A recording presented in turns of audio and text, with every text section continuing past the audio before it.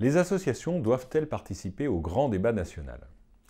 Le gouvernement a lancé, suite à la crise des Gilets jaunes, le 15 janvier, un grand débat national pour permettre aux Français d'échanger, de faire remonter des doléances, de faire également des propositions par rapport à différents thèmes, notamment l'impôt, la fiscalité, l'environnement, etc.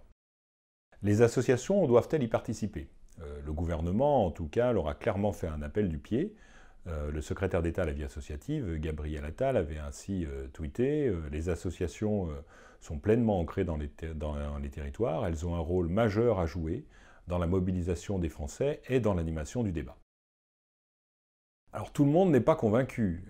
Le mouvement associatif s'est dit partant, mais a posé ses conditions, conditions d'ouverture, conditions d'indépendance, conditions de transparence aussi.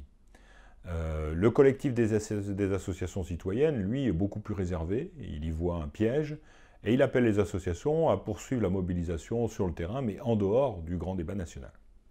Du côté des associations d'éducation populaire, par contre, elles retrouvent là en quelque sorte leur mission d'origine.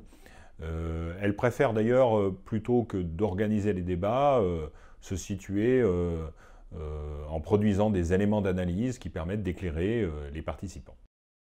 Alors, y aller ou pas? Roger Su, qui est un sociologue, qui est un spécialiste de l'associativité, dit finalement le grand débat, c'est une politique délibérative, c'est s'écouter, échanger, formuler des propositions.